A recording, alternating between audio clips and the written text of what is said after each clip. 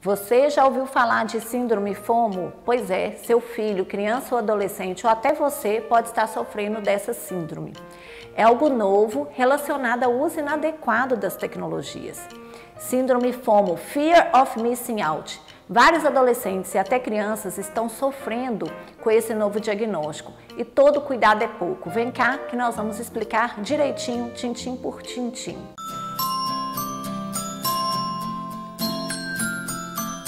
Bora brincar! Gente, a universalização e o avanço das tecnologias estão trazendo consigo alguns diagnósticos relacionados ao excesso ou então o uso inadequado das telas, incluindo aqui o uso sim dos smartphones, dos tablets, dos computadores, dos aparelhos de TV, dos videogames, tudo que é tela. As redes sociais elas se transformaram em um fenômeno crescente e cada vez mais pessoas, incluindo adolescentes e crianças, estão desenvolvendo quadros de dependência ou até mesmo de uma ansiedade exagerada relacionada ao excesso do uso das tecnologias ou uso inadequado. Dentre as novas nomenclaturas de diagnósticos relacionados a esse uso dessas mídias, das telas, nós vamos trazer aqui, por exemplo, a nomofobia, que vai ser falado em outro vídeo, e agora a síndrome FOMO.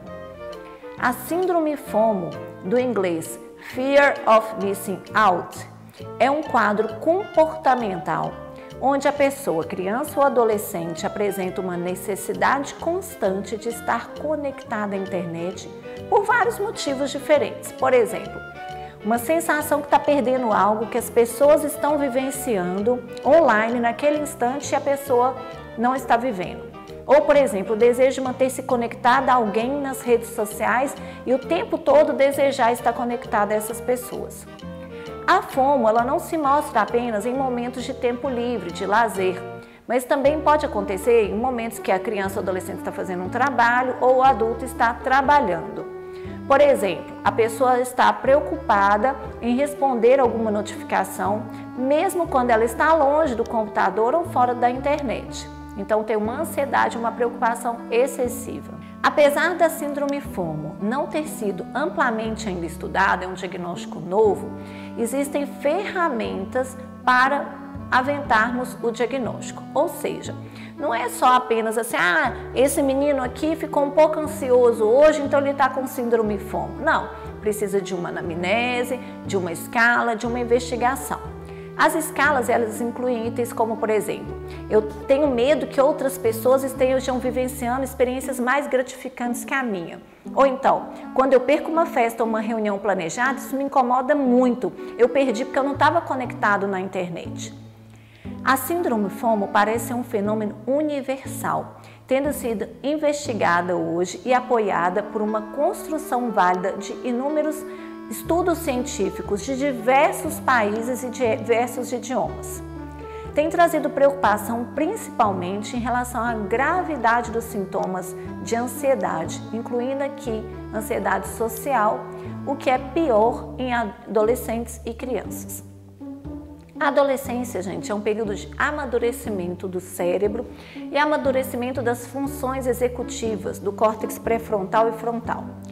Por isso, os adolescentes eles têm muita dificuldade ainda na organização da sua agenda diária, do seu tempo, da qualidade do tempo que eles podem ficar na tela e eles têm dificuldade de perceber os prejuízos relacionados ao uso inadequado dessas telas. Além disso, é na adolescência que há uma necessidade de aprovação dos grupos, não é mesmo? Isso pode induzir um maior acesso às redes sociais, busca de likes, curtidas e atualizações frequentes. Então, se a sua criança ou adolescente usa as telas, usa as redes sociais, você deve ficar atento. Primeiro, existem idades para um adolescente poder ter a sua própria rede social. E mesmo na idade permitida, essa rede social ela deve ser de responsabilidade de um adulto, ou seja, do pai ou da mãe. Fique atento à idade recomendada. Segundo, os pais devem estar acompanhando o uso da criança e do adolescente. Será que ele está colocando alarme toda hora e esse alarme toca e ele fica ansioso para responder a mensagem? O ideal é nem ter alarme. é organizar um horário do dia para que ele sente e responda todas as mensagens. Igual quando você está no trabalho, senta e responde os e-mails, por exemplo. Então você vai estar treinando a sua criança e o seu adolescente a responder as mensagens no momento oportuno que foi dedicado a isso e que não interfira nas outras atividades que ele tem que fazer no dia a dia, inclusive as atividades de brincadeira e de ócio criativo. Em terceiro lugar, é importante que o adolescente e a criança tenham outras experiências ricas fora das telas. Porque se é só na tela que ele vai encontrar prazer, reconhecimento, e fora da tela, no ambiente, por exemplo, familiar, ele só encontra críticas, pessoas ranzinhas com a cara fechada e achando tudo que ele faz inadequado, ele vai buscar essa questão da autoafirmação, da necessidade de aprovação nas tecnologias, nas telas. Então, um lar harmonioso, com o acolhimento dessa criança e desse adolescente, reforçar as virtudes e as qualidades da criança e do adolescente pode ajudá-lo muito a prevenir a síndrome FOMO. Outra dica importante, defina os limites de horário que pode acessar a internet e também o tempo. Então, assim, 2 horas antes de dormir não deve acessar, qual o tempo que ele pode usar durante o dia. Você também deve fazer as recomendações e acompanhar com quais grupos de pessoas ele está conversando. Então, isso tudo é importante para a gente ajudar o nosso filho, a nossa criança e nosso adolescente e também os adultos à prevenção da síndrome FOMO. Fica aí a dica, conte aqui pra gente se você já viu alguma criança ou adolescente que já está possivelmente sofrendo da síndrome FOMO e caso tenha sintomas que possam sugerir essa síndrome FOMO, essa ansiedade, essa agonia, essa necessidade de responder, é importante discutir com o pediatra ou buscar avaliação especializada com um médico especializado em comportamento ou o psicólogo.